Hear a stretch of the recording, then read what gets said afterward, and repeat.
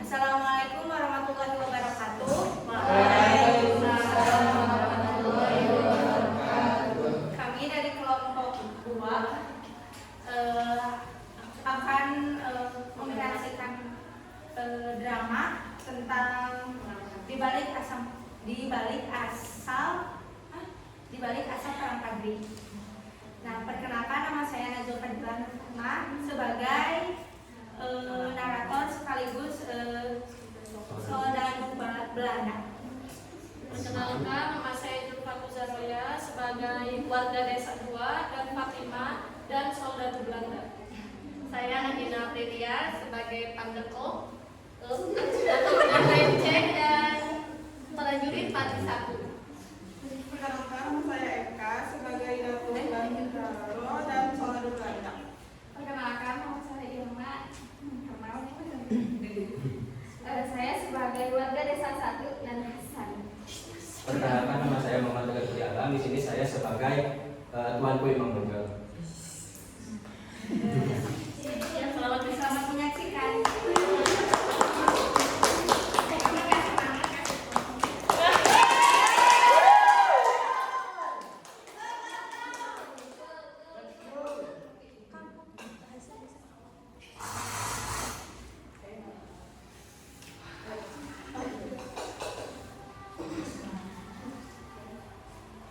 Tirai terbuka. Di panggung tampak rumah-rumah tradisional Minangkabau, warga desa berkumpul. Terlihat sedang melakukan upacara adat.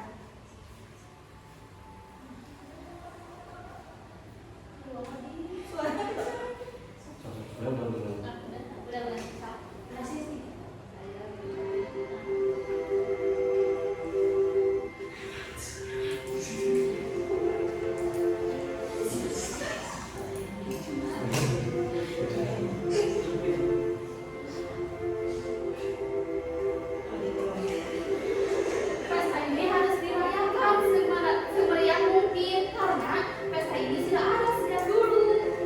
Benar, adat istiadat ini sudah turun-temurun.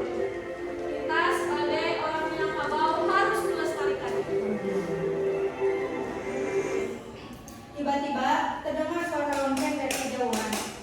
Tuan Kunang Renceng masuk dengan beberapa pengikutnya.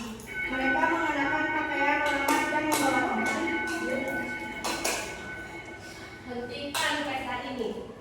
Dengan melakukan semua ini, kalian telah melanggar syariat dari ajaran Islam. Apa salahnya? Kan ini adat kita. Sudah ada sejak dulu. Betul sekali. Adat yang tidak sesuai dengan syariat Islam harus dihapuskan. Mulai sekarang, kalian semua harus belajar tentang ajaran Islam dengan benar. Suasana menjadi tegang. Datuk Bandaro maju ke depan, tampak tenang namun penuh wibawa. Agama dan adat bisa berjalan dengan seiringan tanpa perlu membeda-bedakan. Tidak bisa berlalu. Kalau semua itu tidak bisa dikompromikan, adat dan agama tidak bisa disatukan. Kami sebagai kaum Pati akan menegaskan kepada semua rakyat Minangkabau bahwa syariat Islam akan tetap ditegakkan. Meskipun kami akan melakukan itu dengan kekerasan. Ingat itu Bandaro. Tuan Kunang Renceng, pengikutnya pergi. Warga desa terlihat gelisah.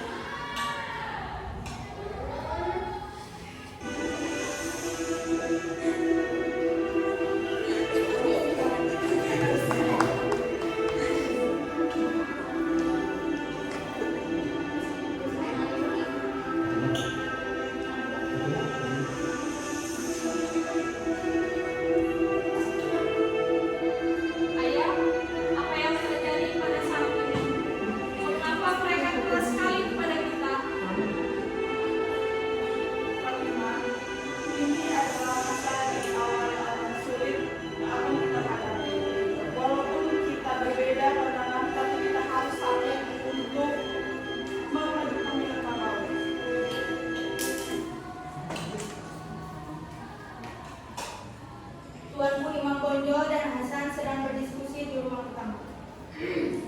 sekeliling mereka terdapat senjata dan peta strategi.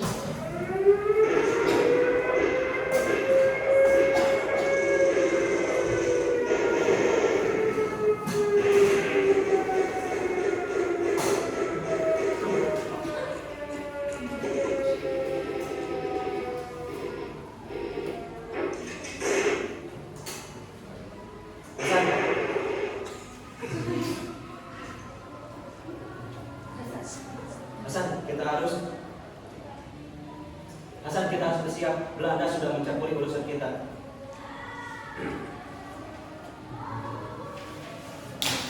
Mereka melihat kelemahan kita sebagai peluang untuk memperluas kekuasaan mereka. Kami siap Tuan, tapi bagaimana dengan kaum Arab? Mereka sudah menentang dan mereka masih mempertahankan adanya mereka. Kita harus menyadarkan mereka. Pertama, kita harus menyerang Belanda. Setelah itu kita bisa menyelesaikan masalah internal kita. Karena Belanda adalah musuh yang lebih besar. Tiba-tiba terdengar suara ledakan dari luar benteng. Seorang prajurit masuk tergesa-gesa dengan wajah panik. Tuan, Belanda sudah datang dan mereka menyerang kita dari arah barat. Apa?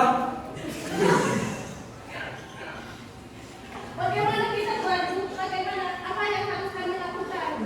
Kumpulkan semua orang. Kita harus bisa mempertahankan benteng kita ini. Karena ini tanah kita tidak akan bisa membiarkan Belanda mengambil alih. Siap Tuan. Kami akan bersiap dengan segera. Mari Tuan. Tentu Bandaro dan Fatimah sedang berbicara di depan rumah mereka. Suasana desa tampak tenang namun tegang.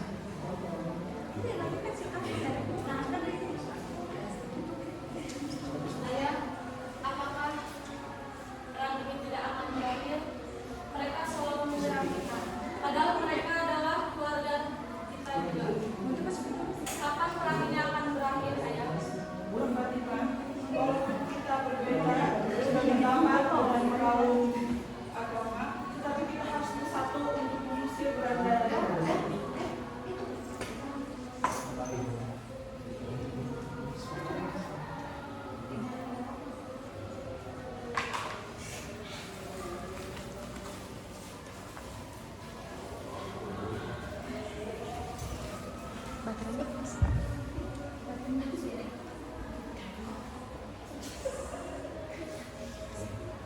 Tiba-tiba suara tembakan terdengar.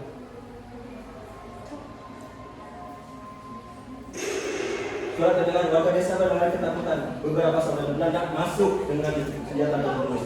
Dipimpin oleh Jenderal Beto.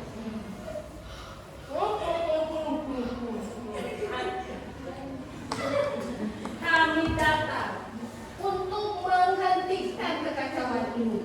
Hei, kalian bangsa pribumi yang tidak tahu diri. Kalian segera menyerah karena kalian harus tunduk di bawah pemerintahan Belanda. Ini tanah kami. Belanda tidak boleh bercampur dalam urusan Minangkabau. Bandaro, betul nama Bandaro. Bandaro, dengarkan, harus dengarkan apa yang saya cakap. Ini, apa yang aku tadi utarakan itu benar. Pribumi, Minangkabau, ataupun seluruh rakyat yang ada di tanah ini harus tunduk di bawah pemerintahan Belanda. Dan harus tahu, Bandaro dan kau siapapun di antara kalian yang melawan akan dihukum. Bawa mereka semua dan penjarakan mereka. Warga desa tampak ketakutan. Beberapa saudara Belanda menangkap warga yang mencoba melawan. Datuk Bandaro terlihat marah namun tidak berbuat banyak.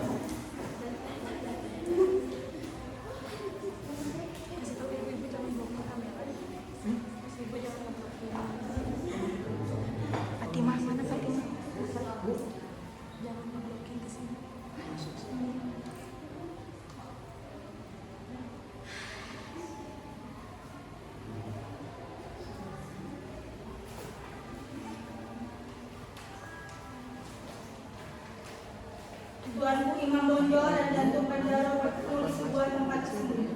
Mereka duduk di depan meja dengan peta strategi di atasnya.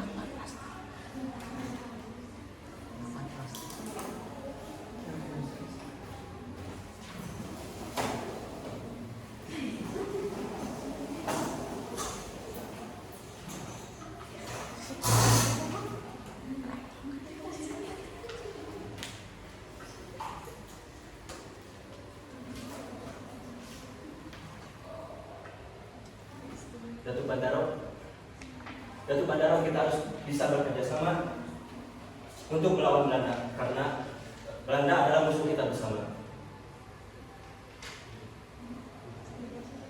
Aku setuju, Imam Bonjol.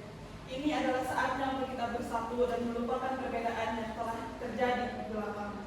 Benar, kita harus bisa menyusun strategi dan harus bisa memastikan bahwa setiap serangan kita terkoordinasi dengan baik. Mereka berjabat tangan, suasana harum menyelimuti. Di latar belakang, para prajurit dari kedua pihak mulai berbaur, menunjukkan semangat kesatuan.